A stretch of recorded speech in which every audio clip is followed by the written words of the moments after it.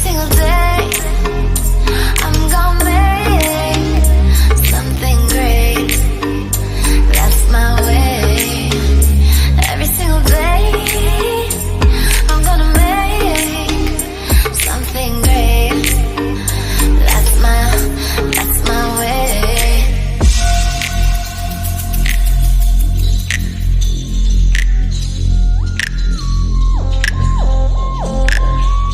That's the commitment each and every one of London have and to I'm in have Los if you're Angeles. gonna be in them. It's such a time 11 o'clock difference. still on a Zoom call. That's the commitment. Yeah, okay. Yeah, so I mean, we have an international audience, and just before geography, I always like to ask our guests where they were born and raised. Well, first of all, Nnamdi, thank you for allowing me the opportunity to talk to your fan base and your subscribers. I was born in a little small town in Alabama in the U.S., Gadsden, Alabama, in the deep, deep South. Back in the 50s, 1952, I just literally on January 9th celebrated my 70th birthday. Wow, happy birthday. And so I grew up during the heart of segregation with our governor, George Wallace, who is fairly well known for being a segregationist. And it was tough times. I integrated. I didn't go to Black schools. I only went to white schools. And that was very, very, very tough. We're talking the 50s and 60s. So that's my humble beginnings in a little small rural town. We had a dirt road that one of our homes, my first home, with an outhouse that they called in the day. So it was a very rural community in Alabama when I first, as I was growing up, it changed, but in the very beginning. How far is that from Selma, Alabama? You know, it's a 2.5 hour drive. Okay. But my mother grew up in Marion, Alabama, which is literally 8 miles away from Selma. The correlation between Marion is many. My mother went to high school with Coretta King. Also, Andrew Young's wife also was in that class. Because of the distance from Marion to Selma, I'm sure that's where Dr. King met his wife. And so when my mother left Marion, Alabama, and went to Gadsden, Alabama, she continued a torch of integration and desegregation. Wow. And the reason I asked, because I even though I was born in the UK, I went to college in Selma, Concordia College in Selma, Alabama, and in 92. And I didn't, what was a surprise to me when I moved there was that Mayor Smitherman, who was the mayor during the march in 69, was still the mayor when I went there in 92. And when I heard that, he was still mayor. That's amazing. He was still mayor up to, I think, 95. And then so I just that history. And I tell everyone, I spent 10 years in the US, but I loved this Alabama because I felt that, and experiences are different, but I felt compared to when I moved to the Midwest, and that I felt more the genuine sort of hospitality of being in the South compared to when I was in the Midwest, where I'd never understood how people felt about me. The thing about the South is that they're blatantly honest and transparent, but just have big hearts and warmth and love that they share to a fellow man. And Alabama has changed tremendously from the times I grew up as a kid. You know, the times of having colored and white water fountains and bathrooms and sitting rooms and restaurants you couldn't go inside of. It's changed drastically. I haven't been to Marion in many, many years, but I'm going to make a point this year or next to go to Marion, and I certainly go to Selma because, again, it's only across the bridge there, you're into Marion. So it's not far at all. So, I mean, I think what is interesting for those of us who are from international who would have only watched the sort of things like segregation on TV and films. When you're that young and seeing that, what does that do for your sort of career aspirations and vision as to what you want to be, when what you're seeing is pretty much because of your color of your skin, you're in your own country regarded as second class? How does that change how you saw your future? Yeah, it's a very, very good question, Nnamdi, because fortunately for me, I had great parents who instilled in me to always dream, who instilled in me to be the very best.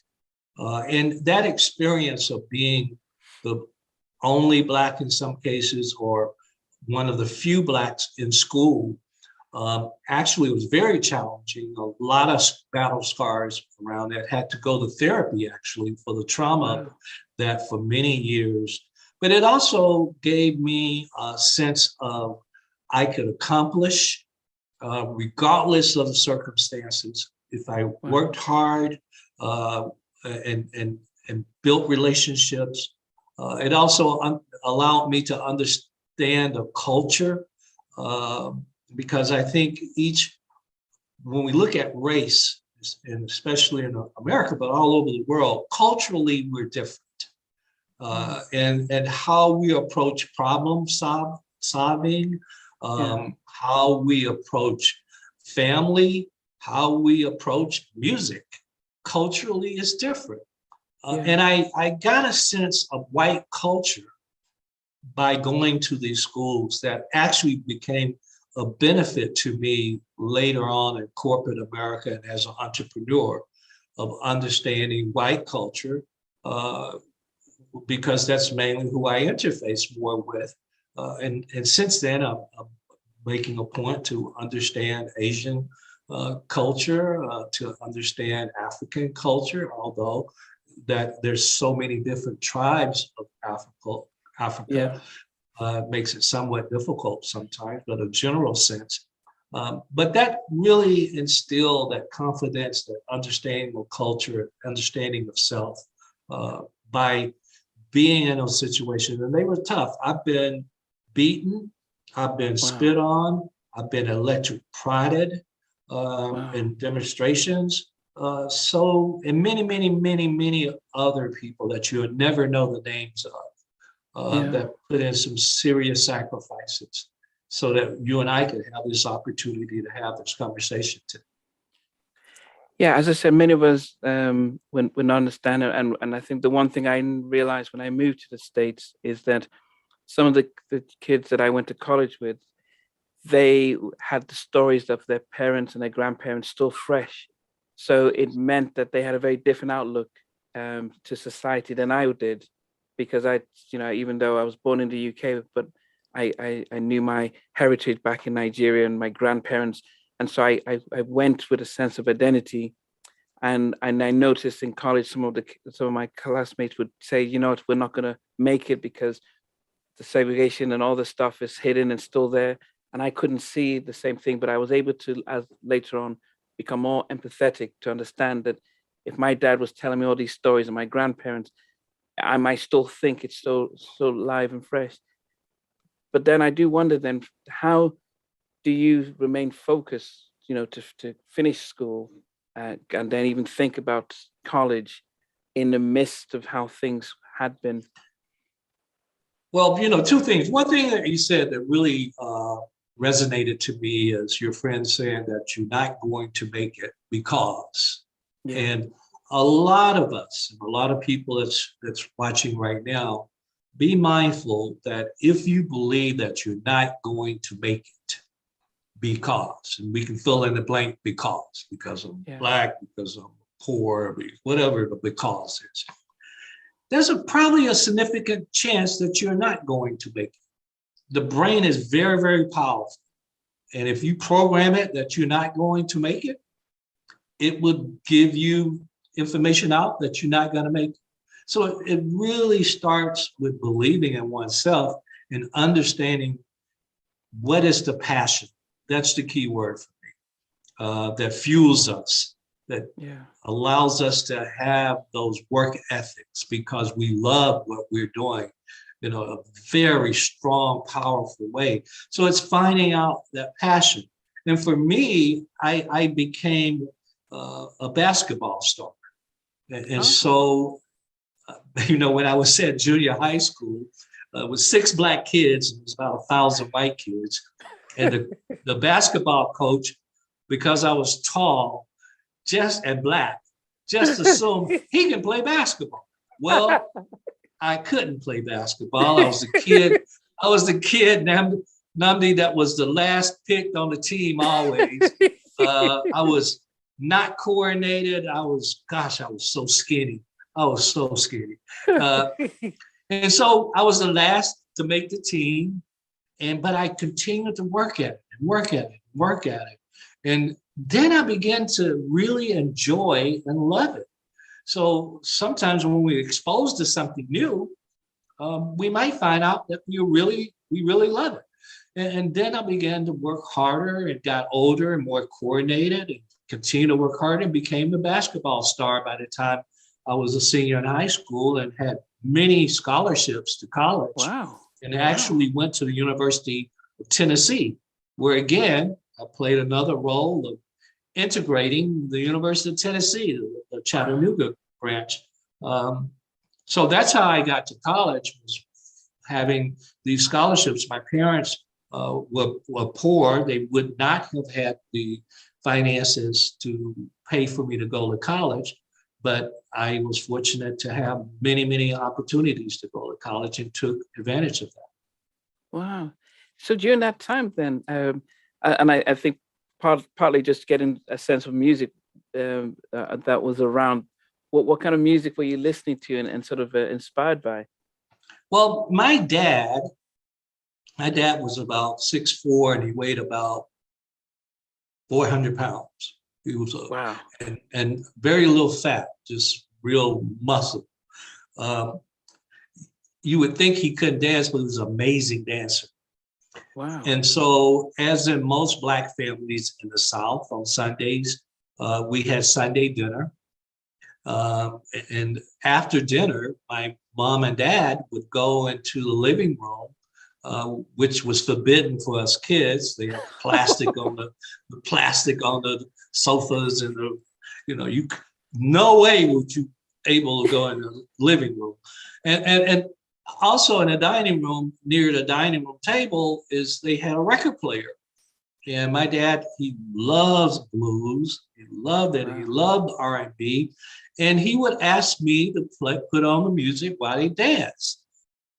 And then we had vinyl, and the vinyl, they were old and they had scratches in them. And he would give me a nickel, a dime, and a quarter to put on top of the needle, because he would get annoyed if it was a scratch while he was dancing and get him off beat. He would get really annoyed.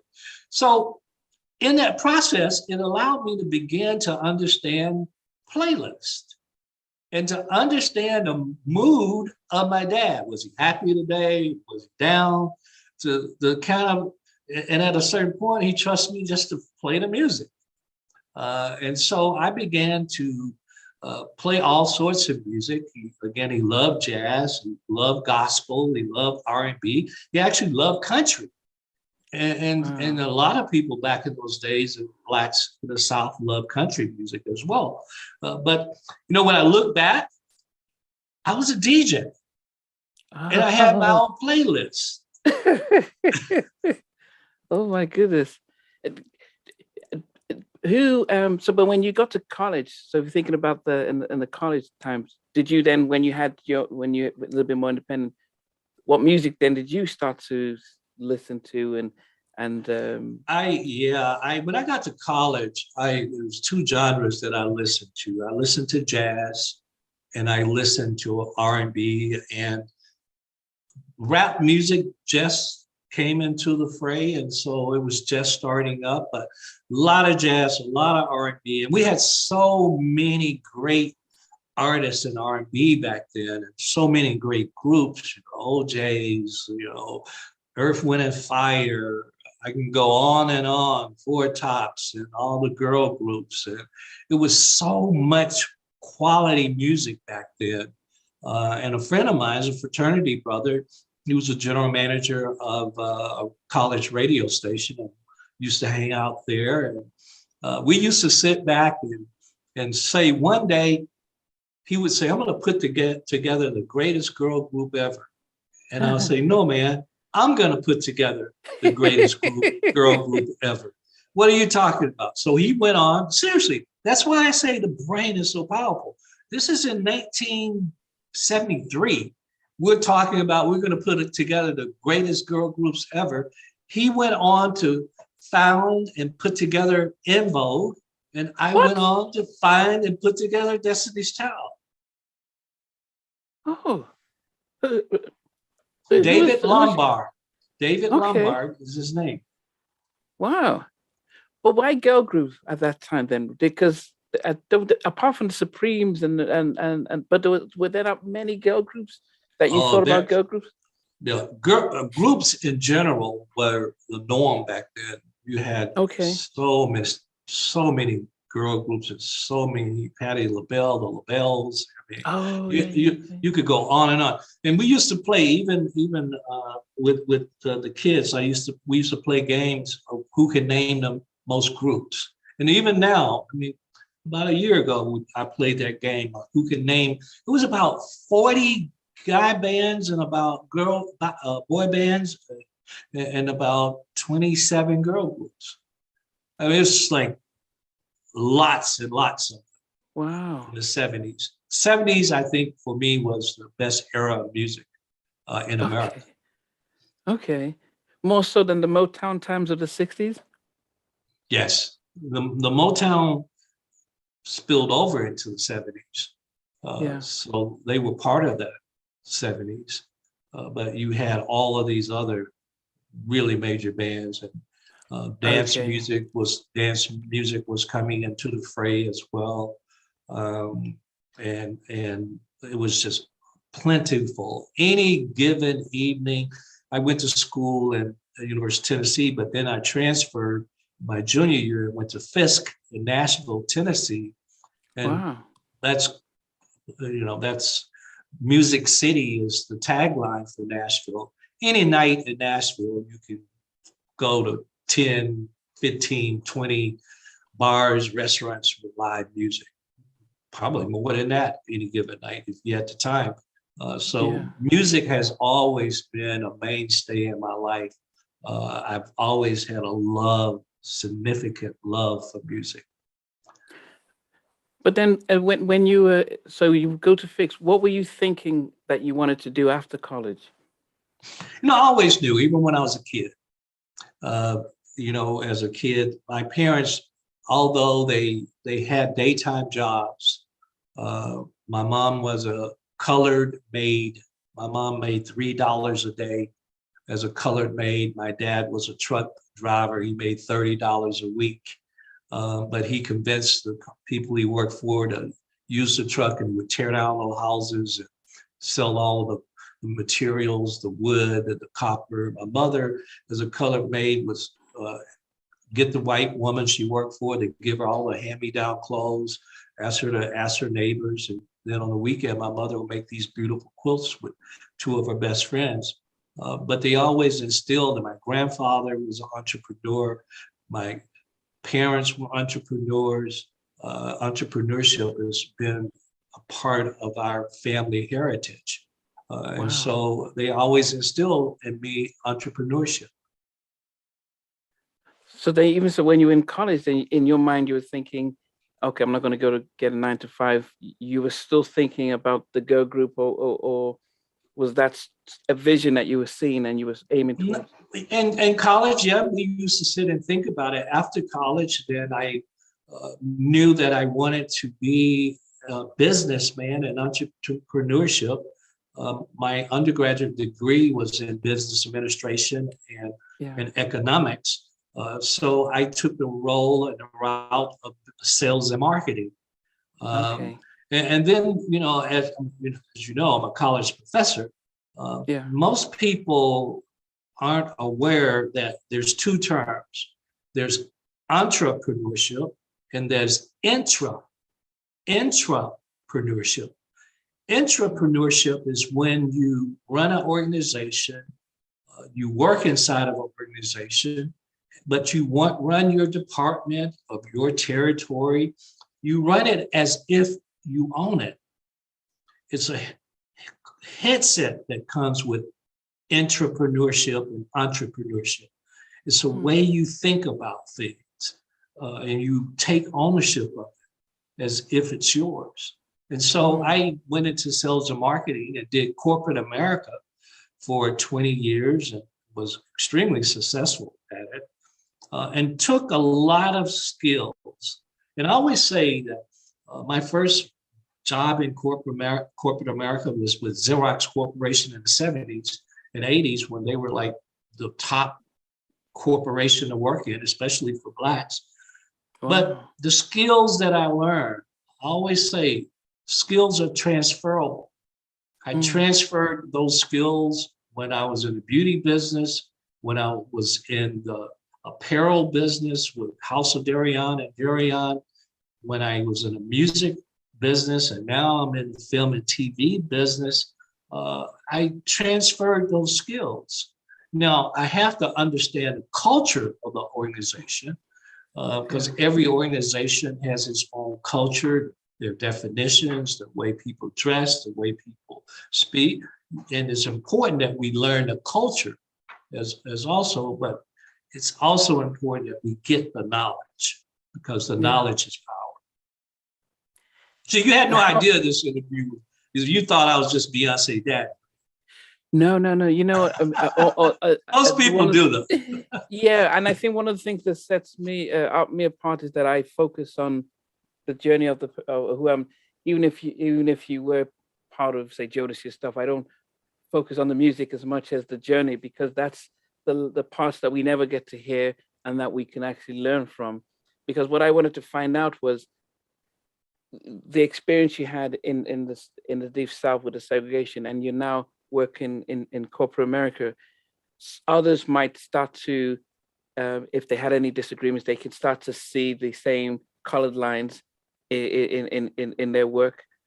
But how were you able to, because you did mention that you started to learn and culture and use it to form relationship. And I think that's one of the most powerful things I heard was about, you said about learning the culture to network and relationships. But how easy was that to not feel scarred and not feel bitter, and to take that sense of, well, I'm going to work with you for my long-term benefit? Well, because again, I grew up and gone to white schools, right? So I understood white culture. I'm very open about Black, white, and various cultures. A lot of people like to use words that disguise it. I'm not. I'm just plain and simple. There's a difference in Black and white in our cultures, and I learned a lot of that growing up in Alabama. But I'll use an example. So how I got my job at Xerox is really interesting, because back then on Fridays, a bunch of guys that were working, and I was working at a Pitney Bowes, a company that sold mailing equipment, and we were just having happy hour. That was a big thing on Friday. A bunch of guys get together, have cocktails, and there was a guy sitting next to our table listening the whole time, and we didn't know it. Lesson one, you never know who's listening, right? Lesson one. So he comes over and he says, may I have a word with you? He picked me out of about 12 guys. And he says, I've been listening to you guys and I'm really, really fascinated. He says, but I'm really fascinated by you, listening to you and your leadership and how you're communicating. I'd like to offer you a job at Xerox. Wow. Well, that would be like getting somebody saying, I'm giving you a record deal at Sony. Wow. You're like, what? Huh? Yeah. So I got that position and did very well selling copiers, which Xerox was noted for. But there was a position that became available in the medical division of Xerox. Now, this was the elite all white, affluent division of Xerox. We're talking early, as a matter of fact, 1980. And, you know, people there were making $200,000-$300,000 a year in 1980. And they were selling diagnostic imaging equipment. Oh, yeah. So I went to the branch manager and I said, may I interview for that position? Because I found out about it. He laughed. He was like, oh, go ahead, Knowles. You know, it'd be great experience for you. Great experience for you. And I said, well, thank you. Thank you. A month later, I interviewed and I got the job. And nobody could believe it. Well, in that year and a half, I had been the top sales rep every quarter, but that's not why.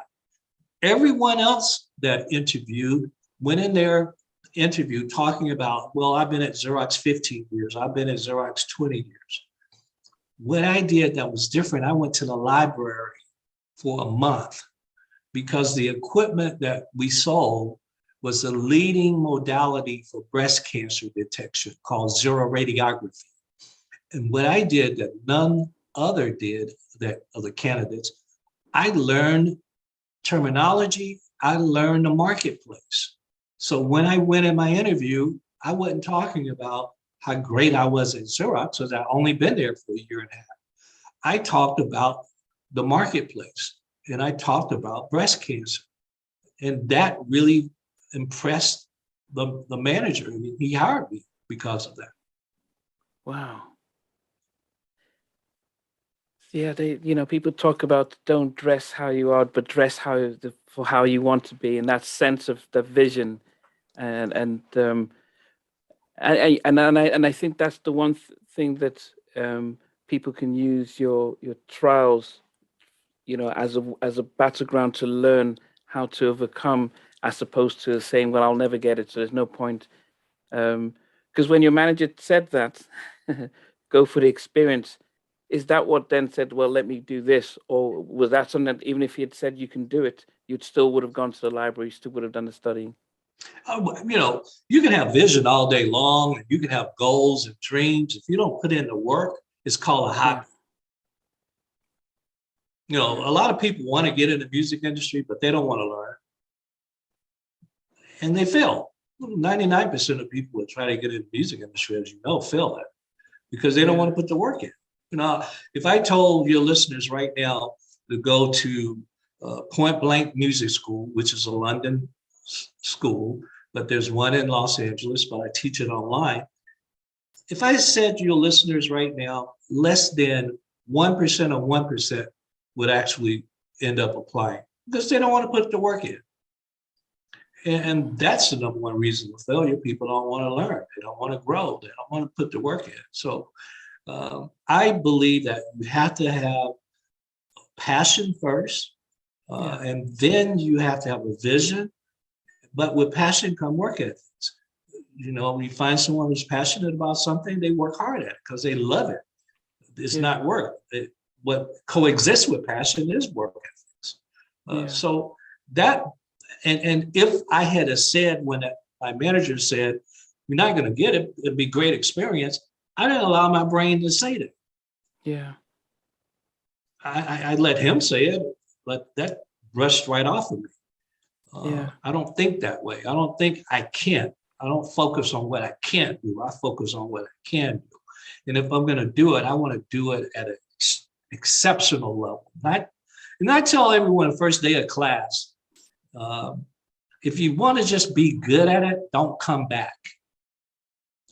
I'd say that I've been teaching now for 17 years. First day of class, regardless if it's entrepreneurship, music business, or sales marketing, I don't want anybody around me in my class that just want to be good. I just want people that want to be exceptional and great. That's the level that I work on all the time. I don't want to give you a good interview. I want at the end of this interview, people say, that's one of the best interviews I ever heard. Yeah. So you prepare. You prepare for them. You research who you're going to interview with. You research what the goal of the programming, what the ethos is of the programming, so that you can understand it. you don't just show up for an interview. If you Yeah. want to be great at it, you do. If you just want to give a good interview, you just, oh, who's my next interview? But if you want to be great, you do some research on it. You know, and that's an important lesson. That's because naturally there's a lot of us who naturally have skills. Athletes would naturally have skills, but you notice the ones who, like, what separates, say, a Michael Jordan from the rest is the what you do behind the scenes, and that sense of drive and work, not just showing up. And I think a lot of us sometimes think, oh, we've got the vision, and we use our natural charismatic personality in the interview, and we'll probably get it. But then you wonder when somebody else comes in, as you said, and says, look, forget just my back, what I've done before. This is where we need to be going. And I think that's something that I really would hope that we're all going to pick up from. Did you coming away from that, then did you then still think, you know, after you were successful at Xerox, were you comfortable, or did you still have that sense of being my own boss eventually, and outside of corporate America? So while I was at Xerox, I was there for 10 years, from 78 to 88. And in the medical division, I was there for 8 years of those 10 years. In the medical division, I was fortunate enough in selling copiers. I was always, in Houston, one of the top salesmen salesperson every quarter. When I got to the medical division, I was fortunate to be several years the #1 sales rep worldwide. Wow. So imagine what that means, being the top sales rep worldwide. But during that period, my former wife, who was an amazing woman, Tina, she had stayed at home and raised the kids, and she was bored of that. And I asked her one day what was her passion. And I knew the answer. She loved doing hair and making women beautiful. And I said, Tina, you go to school and get your cosmetology license. When you graduate, you and I will start a hair salon. So around 83, we opened, and I'm still at Xerox, so I'm at corporate America, but we also opened a major hair salon that became the #1 hair salon in Houston. We owned it for 17 years. But get this, Nnamdi, in let's say 1987, we made our first $1 million in 1987 with that hair salon in Houston. I mean, it was a major, at one point we had a staff of 25 people. So we're talking a major operation. So that was really my first major entree into entrepreneurship. You have to remember, when I was a kid in elementary school, I sold candy, went to a Catholic school, got in trouble with the nuns for doing that. When I was in junior high, I started a business, a salon service, me and 2 other kids mowing lawns. So I always had that entrepreneurial spirit. That, again, generationally, on the Knowles side of the family, has been passed down. So now, and a lot of people might think, how do you then not get comfortable? Because if you have you're still top sales executive at Xerox, now you've got a family business that's generated over $1 million. How do you then not get comfortable saying, well, this is the good life and let's just relax, and still press on for more, but not like more money, but just more success and more growth? Well, I think you have to understand the passion of the creative process was my former wife. I'm not a stylist. I'm not, that's not my skill set is business, on how to message, how to market, how to sell, how to come up with systems, which is, again, transferable. I just transferred what I learned at Xerox into the hair salon. So it wasn't very difficult to me. I had the time because I covered 5 states in America. I covered Texas, Oklahoma, Alabama, Louisiana, Mississippi. So it wasn't like a day job every day I'm at an office. I worked out of my home. I had the flexibility of my time management. So I had the opportunity to do that. And I did the business side, and my former wife did the creative side. And she did an extremely great job. But that's similar to, she did the imaging of Destiny Child. My former wife did that. I didn't get involved with the imaging part. My areas, I focus on where my passion and love is. That is the business side. Business side. And so, well, I guess we've spoken about the music side, and then I do wonder then how the getting into the music industry, how did that door open for you? Well, when I left Xerox, I then had the opportunity to be the first Black in America to sell MRI and CT scanners. Any of you know MRI and CTs, that's a very sophisticated tool. I had the opportunity to sell the first generation. So when you sell first generation diagnostic imaging, you then have to be extremely scientific in explaining the technology. You can't just go in with sales skills. You have to also learn the technology.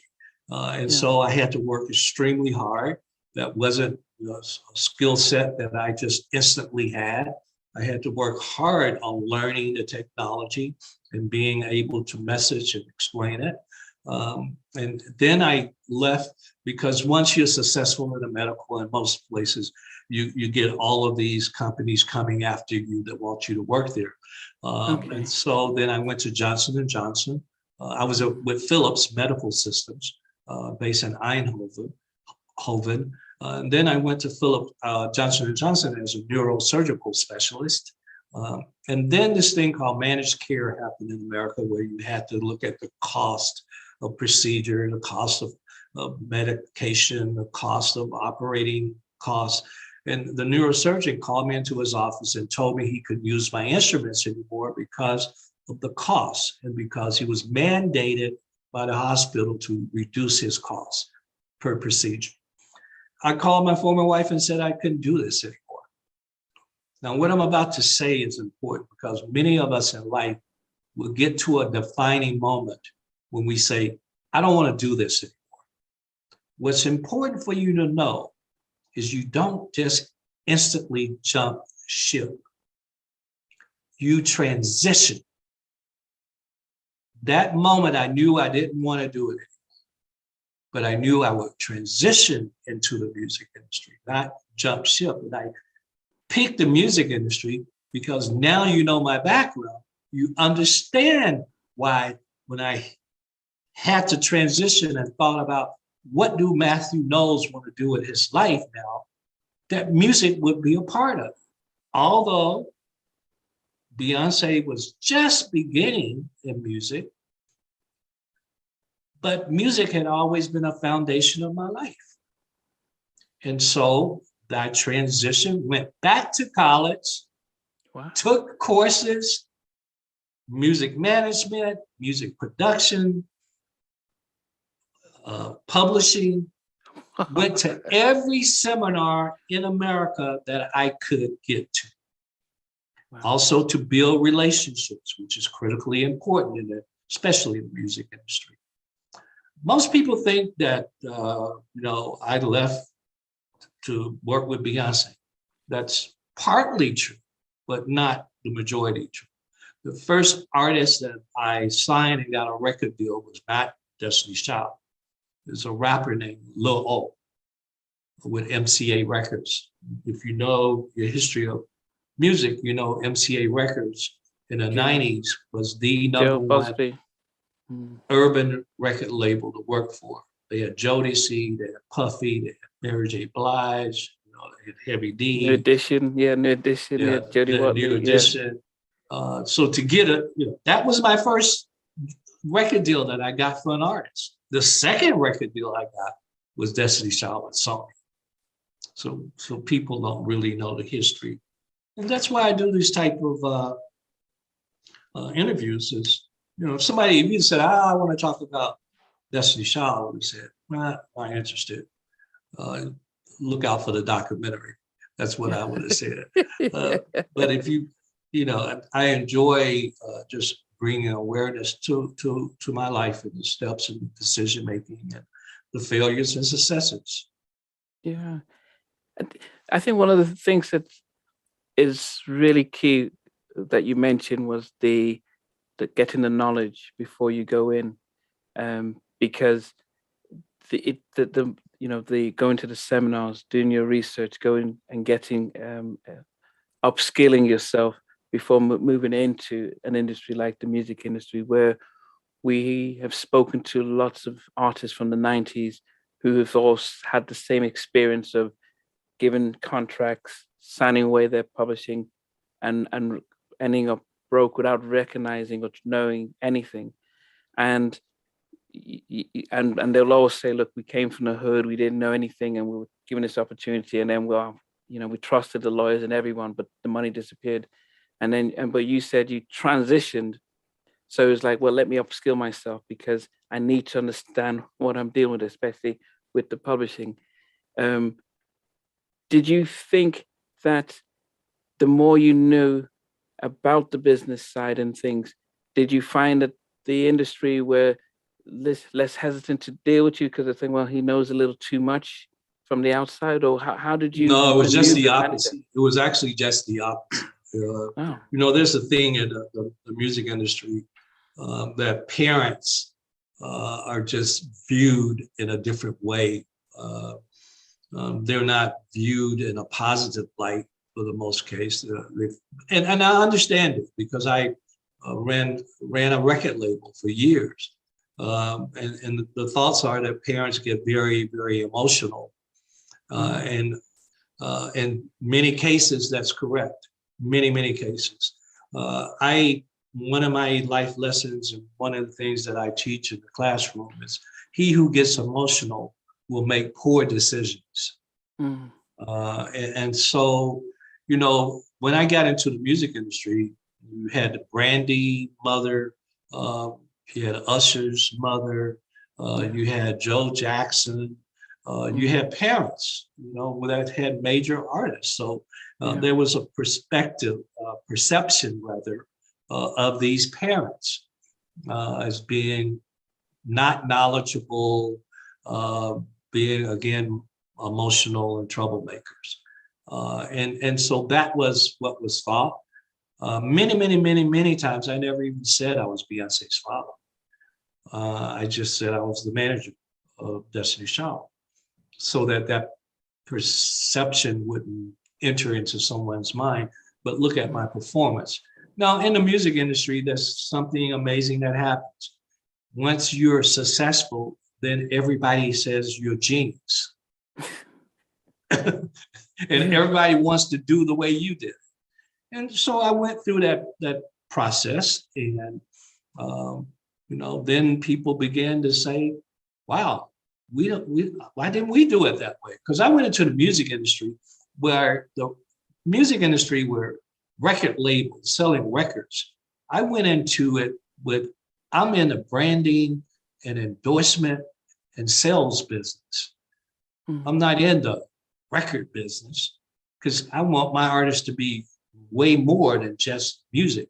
Music will be the conduit, the foundation of the brand, but we will take the brand outside of music once we built our core audience, because the core audience is critical, and you have to have expertise in knowing how to define and know your core audience. But once you have built that, then I can sell you a clothing line. I can sell you movies. I can sell you dolls. I can sell you these other things that continue to build the brand and at the same time bring financial reward. So you'd already thought that way, because a lot of times, a lot of the executives or artists is after they've been successful, they start to get offers for stuff. But then, when someone's bringing stuff, you don't really have, if it's not on your radar, you don't really have sort of the control of what it is. But you're saying that you went in thinking about branding and everything, more so than just how many records we're going to be selling. Records was the core business, and it's from records. That's why when I hear artists say, "Oh, I hate the record label, they make all the money." Well, first of all, they gave you a loan, and so you wouldn't even be here talking had they not given you the loan, called an advance. It's really when there's advance, you got to pay it back. But understanding that when you understand the record industry, you understand that artists seldom are going to make money selling records. How it's been designed from day one is the record industry, and rightfully so. If I invest in Apple, I want to get my money back, right? Yeah. And so that core audience, though, that the record label helped build, now I can go sell them other things. Now I can go market other things. Now I can go market my live touring, and I can market television and movies and dolls and toys and computer games and merchandise and all sorts of things.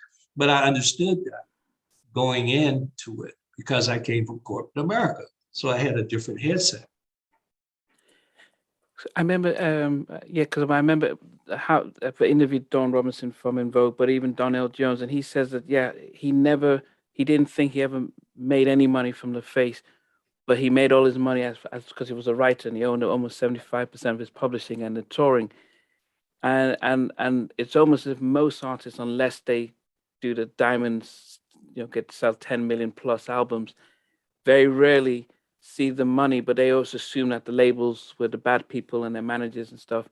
But it was very interesting that you had a very different perspective that, look, they're giving you a loan, they're investing in you. If you don't do well, then they lose the money. But, how do you take advantage of the opening and opportunity they've given you? And that's why one of the reasons I think I succeeded is because presidents of Columbia Records, they loved me because I wanted them to win. We were in a partnership. I understood it. And by the way, when I talked about all of the revenue streams, I left out the publishing. Back then, we were selling CDs. And so if you wrote on the song, then you got paid on the manufacturing, not the sales. When they manufacture it, because intellectual property works that way. It's a little different now that we're in the streaming world. So also, if you're a songwriter, you made a significant amount of money. And it's only fair that if they put up the money to get this started and invest, that they get their money back and that they made a significant return on their investment.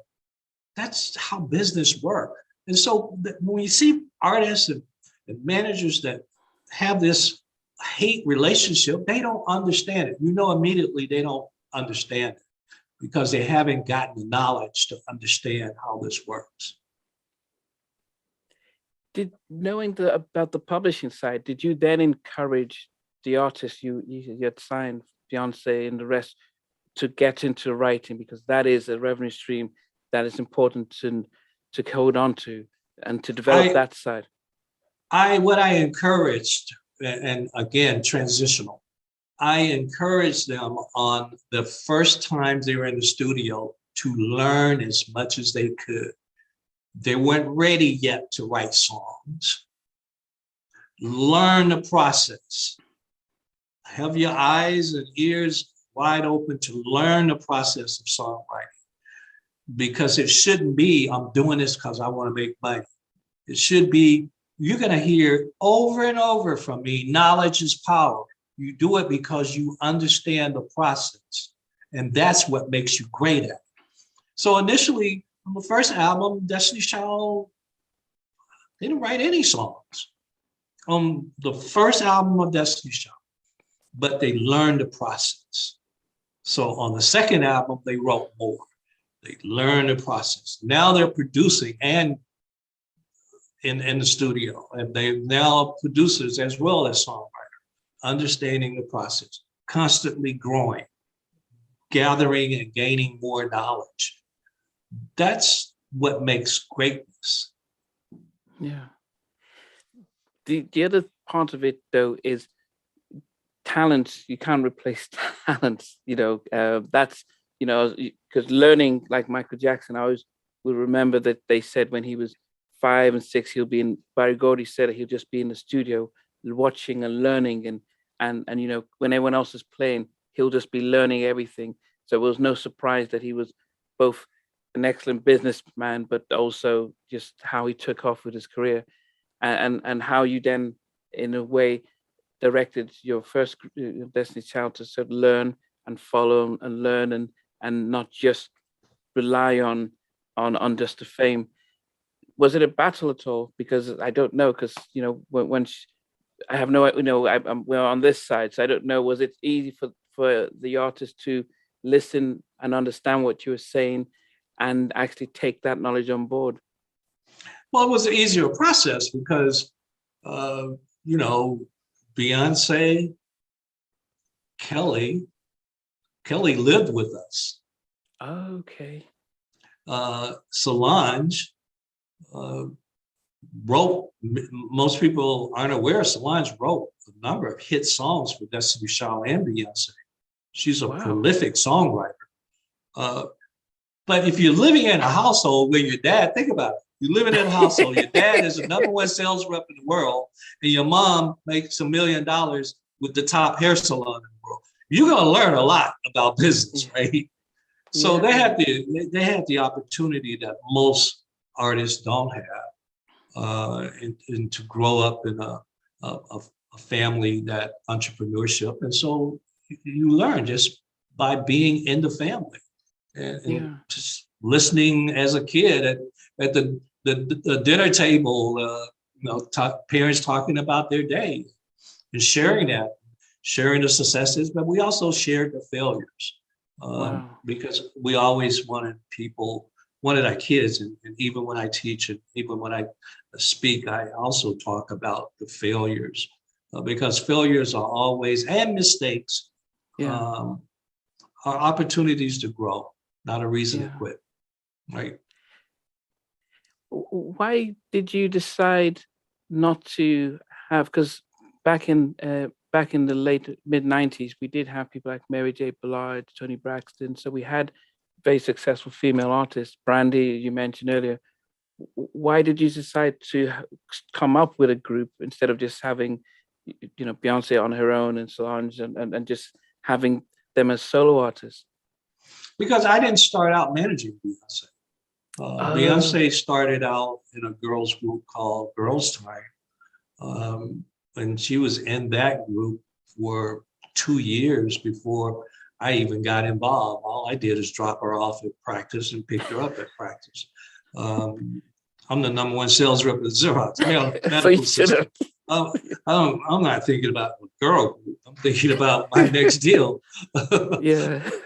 So it was only until earlier I talked about failure and mistakes, opportunity to grow. It was only when they lost on Star Search that it got my attention, and that a change needed to happen.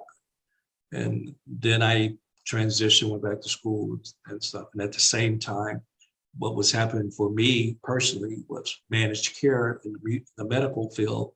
And I knew I didn't want to do that anymore after 20 years, and transitioned and got the record deal for Lil O at MCA. And then full-time got into the music industry. And once in the music industry, then we got into the apparel industry with House of Darion and Darion. Didn't know anything about apparel, but again, used the skills I learned before. Learn those fundamental skills. And that's why if anybody wants to be in the business side of music, if you're not taking classes and learning terminology, understanding the culture of the music industry, you're probably going to fail that. You just can't one day show up in a new industry. You've got to put in the work. And you're there in London. I work with 2 London-based schools. I work with LCCM. I'm on advisory board. I'll be teaching there in the next months. And I work with Point Blank Music School, both based right there in London. And point blank. In a month, I'll be my next class, Fundamentals of the Music Industry in a Digital Age, which will be online. So people listening, all they have to do is go online at Point Blank Music School. You see the class. Yeah, I mean, and I'll be sure to make sure that all this is detailed so that because we do get a mixture of those who are fans of the music industry, and then you have others who actually are thinking about how to succeed. But then we get so much of the horror stories that we almost think that you lose before you even start off, and I think that sense of knowledge and learning and understanding. But not, let me stop yeah, you there, because you made a very valid point. If I open an ice cream shop, if I don't understand how ice cream is made and how to sell ice cream, the equipment that I need to, then I'm gonna lose before I start, because I don't have the knowledge, right? yeah, And what probably happened one day, I walk in and all the ice cream is melted because I didn't know how to refrigerate. I mean, in anything we do to be really accomplished and great at it, you have to have the knowledge. It's just not a music thing. This is a life thing. yeah. Did you find then that the most successful, and I do wonder then, how did you manage, how much did you get involved when it comes to getting the right type of producers and writers for the group? Because it was very competitive in the 90s with different groups and labels and airplay. So the fact that you came from the business side, so we're looking at the creative side, how much of that did you get involved in to really Well, help one shape? thing, the one thing we haven't talked about here, and I'm just checking to see because I have another Okay. scheduled Zoom call. I want to stay on here. Yeah, I have about 3 minutes here. One of the things we haven't touched on and talked about is, you made it a comment on it, talent. Beyonce was given amazing gift. And she's extremely passionate to this day about her craft. You ask, how did I get these producers? Anybody that's ever listened to Beyonce or saw her perform knew early on one day she would be a star if she continued to develop and work at it. So it wasn't hard to get producers. I mean, these guys are looking for the next big thing, send them a tape, and they were like, oh, okay. Yeah, I want to work with that. Yeah. Well, yeah, I definitely appreciate the time. I know that you've got quite a bit going on. I think it's been really fascinating, educational, just the knowledge you've dropped about, learning, the vision, putting in the work, because that's is going to be really key, and also not making excuses and not letting your past or anything sort of hold you back. I mean, I'm a psychotherapist, working with under 19s here in the UK, and a lot of times when I work with young people who are struggling with what has happened in the past or their parents, and they blame that and think, well, what's the point of living and stuff? And so you have to sort of help them refocus and reshape their vision and look forward and have a purpose. And hearing your sort of story and having, if anyone has an excuse to say, well, look at where I came from the South and look at how we didn't have money, and use that as an excuse.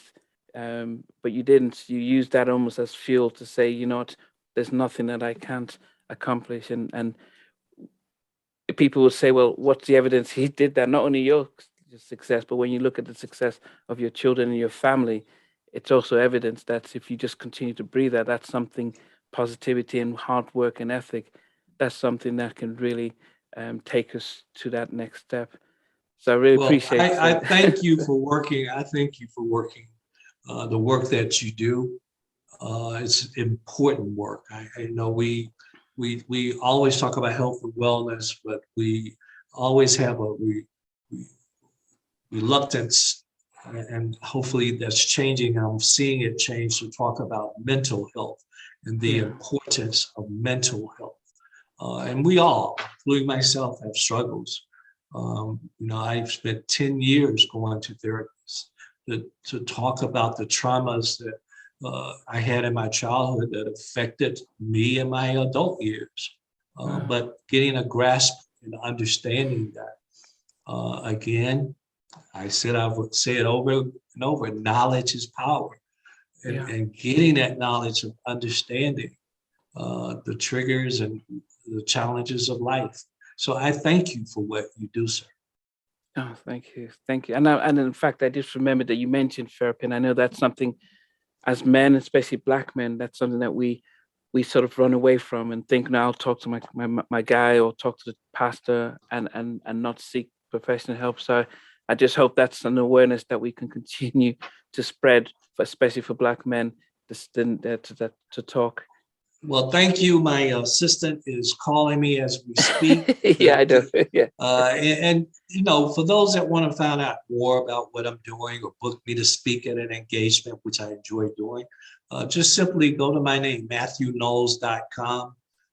You can find out where I'm teaching, where I'm speaking, if you'd like for me to speak, or any other information. So again, thank you for this time and have a wonderful day. Will do. Thank you very much. Mathew Knowles, how you doing? Good. Well, it's one thing to have somebody in the drill team, but when you've got a possible major giant group on your hands, how do you feel as a parent now? Well, I'm very proud not only of my daughter, but all of the girls. They work extremely hard. It's a commitment to do this, and they're committed. Man, are you dreaming a little bit? Well, actually, Don, the girls have performed 7 times in a combination of Dallas and Houston, and each and every time that they perform, there's a standing ovation from the audience. So the audience has judged them, and they've judged them well. It's feel-good music, and you've got to get a shot of these shoes here. Girls' time. Girls' time, and we've got 3 lead singers and 3 lead dancers, as they call it, and they've been just practicing their hearts out, and this is Beyonce. Now, tell me about getting over the stage fright. I mean, how did this go from having fun and singing for a few people to where, I mean, you're going to go out there and you're going to try to make it big? Well, I guess if we keep on practicing and we keep on performing, every time we get better and the stage fright just fades away. Fades away. We love your outfits, by the way. Right.